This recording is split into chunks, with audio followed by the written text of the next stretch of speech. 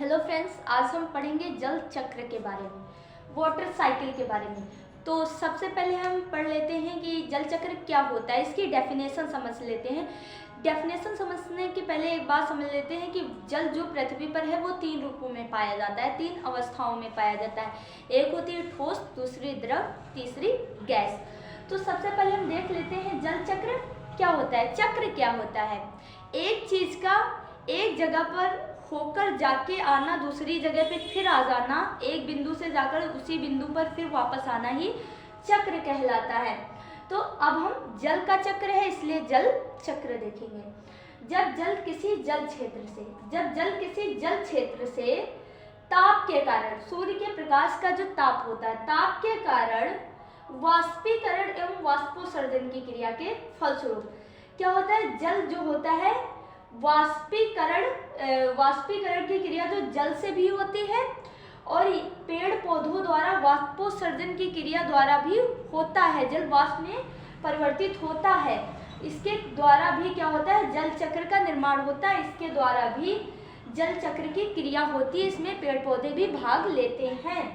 तो क्या होता है, यहाँ पर क्या होता है, पत्तियों में स्टोमेटा होते हैं, रंध्र होते हैं, जिनके द्वारा क्या होता है, ऑक्सीजन छोड़ी जाती है और उसके साथ जल वाष्प भी छोड़ा जाता है।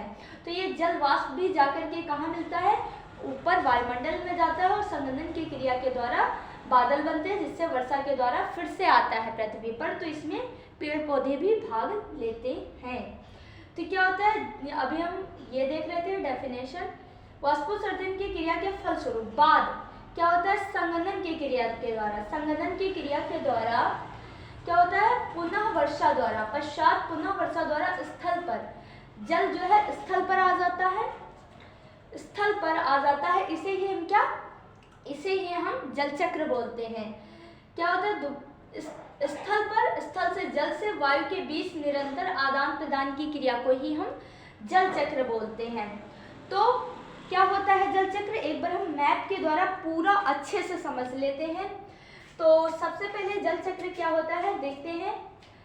क्या होता है, जब किसी जल क्षेत्र से, क्या है, ये जल है, नदी, तालाबों, झरनों, झीलों, समुद्रों में क्या होता है, जल होता है। जब सूर्य का प्रकाश पड़ता है तो जल वाष्प के रूप में, जब किसी भी चीज पे ताप पड़ेगा तो क्या, जब जल पे ताप पड़ता है तो क्या होता है, वाष्प के रूप में बदल जाता है। जल जो ये होता है ये वाष्प के रूप में परिवर्तित हो जाता है। इस क्रिया को हम वाष्पीकरण कहते हैं और ये वाष्प के रूप में परिवर्तित होकर वायुमंडल में एकत्रित हो जाता है। इसे हम आर्द्रता बोलते हैं, ह्यूमिडिटी बोलते हैं। तो ये आर्द्रता क्या होती है, वायुमंडल में इकट्ठी हो जाती है। इसका टेम्परेचर और जो वायुमंडल होता है उसका टेम्परेचर अलग होता है। क्या होता है, जैसे जैसे ऊंचाई पर हम जाते हैं क्या होता है, तापमान घटता रहता है। ऊपर बहुत कम तापमान होता है। 165 मीटर की ऊंचाई पर जाने पर 1 डिग्री सेल्सियस तापमान घट जाता है। तो ये भी याद रखना है कि कितनी ऊंचाई पर जाने पर तापमान घट जाता है। तो 165 मीटर की ऊंचाई पर जाने पर 1 डिग्री सेल्सियस तापमान जो होता है वो घट जाता है। तो ये इसका जो तापमान होता है वो क्या होता है, ज़्यादा होता है, और जो वायुमंडल का तापमान होता है वो बहुत कम होता है। ऊपर क्या होता है, तापमान बहुत कम होता है। तो ये जो जल वाष्प होती है ये फिर से जल का रूप धारण कर लेती है। क्या करती है, फिर से जल का रूप धारण कर लेती है और इस क्रिया को ही हम क्या, संघनन कहते हैं। और संघनन के दौरान बादल बनते हैं और क्या होता है, बारिश होती है। बारिश लेकिन दो रूपों में होती है, एक होती है गैस के रूप में, एक होती है द्रव के रूप में और एक होती है ठोस के रूप में।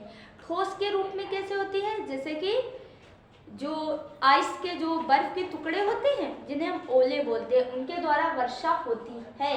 और एक होती है द्रव के रूप में, पानी के रूप में। तो ये पूरा प्रोसेस होता है। ये क्या होगा, पृथ्वी पर आएगा, कुछ जल क्या होता है पृथ्वी के द्वारा सोख लिया जाएगा और कुछ जल फिर से नदी, झीलों, झरनों, तालाबों में मिल जाएगा।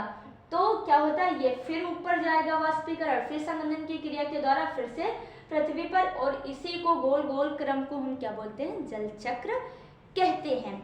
तो अभी हम कुछ शब्द देख लेते हैं जो शायद नहीं समझ में आए होंगे। अभी देख लेते हैं एक बार, वाष्पीकरण क्या होता है। अभी हमने नॉर्मल से समझा, जब द्रव से गैस के रूप में परिवर्तित हो जाता है तो उसे हम वाष्पीकरण कहते हैं।